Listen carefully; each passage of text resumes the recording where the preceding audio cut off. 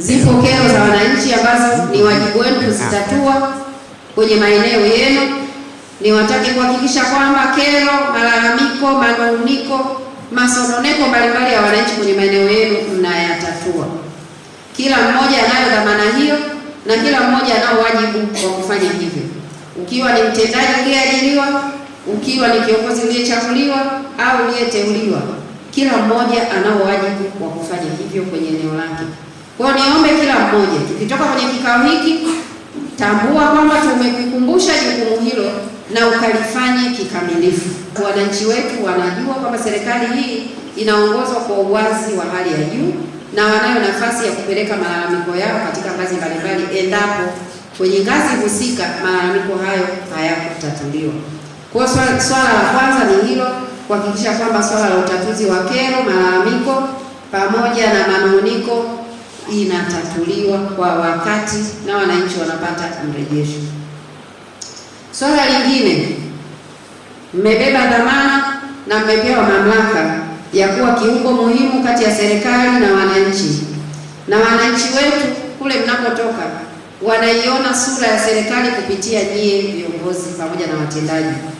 Na kwa maana hiyo, niwatake kuendelea kutekeleza wajibu wenu kwa upendo, kwa kuzingatia utu, kwa kusambaza tabasamu kama Mheshimiwa Rais anavyotuagiza, lakini kwa kuhakikisha mnatimiza wajibu wenu huo kwa kuzingatia sheria, kanuni na taratibu zilizowekwa na miongozo mbalimbali ambayo ipo katika nchi yetu na mkoa wetu.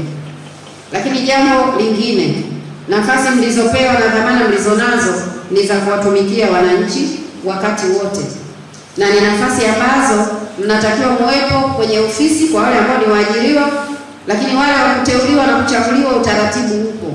Maana yake hapa tu ni kwamba kila mwananchi anapokuhitaji akupate. Kila mwananchi anapokuwa na tatizo au ana jambo lolote anapohitaji kiongozi, upatikane ofisini kwa muda uliopangwa na serikali au hata kwa muda uliozidi, ili mradi tu unawatumikia wananchi. Na katika hili hakikisheni mmewatumikia vizuri, lakini pia mjiepushe na utumishi na uongozi wa mazoea, na pia mjiepushe na utumishi na uongozi wa kupandisha mabega badala ya uongozi wa kuwatumikia wananchi. Pia katika hili hakikisheni mnakuwa na ubunifu wa kila wakati wa kuweza kuwahudumia wananchi na kuweza kutatua matatizo mbalimbali yaliyopo kwenye maeneo yenu kwa manufaa ya wananchi walio wengi.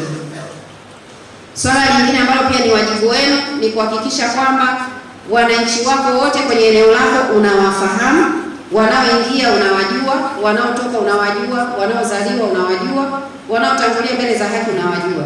Na kwa maana hiyo tunalo swala la daftari la wakazi ambalo naamini hata halmashauri ya Tanganyika mtakuwa mmepata, baadhi ya maeneo mtakuwa mmepata madaftari yale yanayoandaliwa na wizara yetu ya TAMISEMI kwa ajili ya kuandikisha wakazi kwenye maeneo yenu.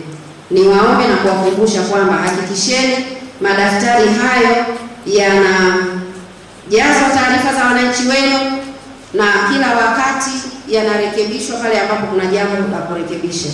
Mliopata madaftari yale mapya, lakini hata kama hujapata daftari hilo, ndio huu ubunifu niliosema kwamba hakikisha unatimiza jambo hili la kuwajua wananchi wako wote na kuwa na orodha ya wananchi wote na kuifanyia kazi, kuirekebisha kwa maana kuimaintain wakati wote kunapotokea mabadiliko. Na katika hili hakikisheni mnashirikiana na viongozi wengine. Tunao viongozi wa dini, tunao viongozi wa mila, tunao viongozi wa wazee, viongozi wa vijana, tuna watemi, tuna viongozi wa wanawake na tuna viongozi wa wanaume na kadhalika. Wote shirikianeni nao kuhakikisha kwamba swala la kutambua wananchi wanaoishi kwenye maeneo yenu mnalifanya kwa pamoja ili kuweza kuimarisha zaidi hali ya usalama.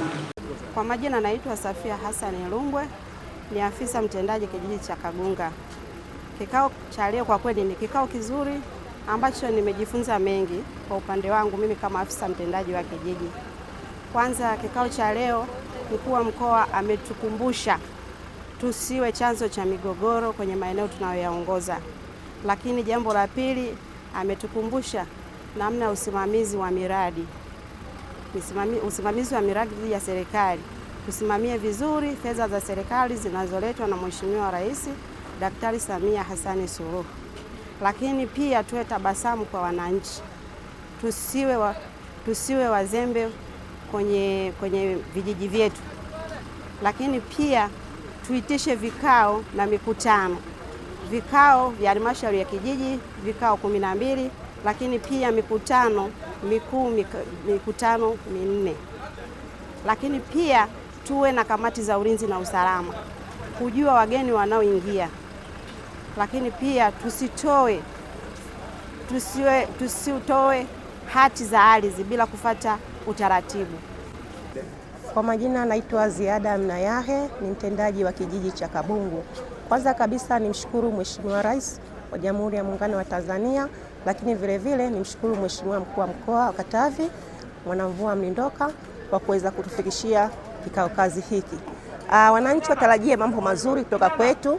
Kimsingi tunaenda kuyatendea kazi yale ambayo Mheshimiwa Mkuu wa Mkoa ametuagiza, sambamba na kutatua kero kwa wakati, kufanya mikutano ya hadhara na kuweza kuwasikiliza wananchi kwa ujumla pasipo kuzingatia upendeleo.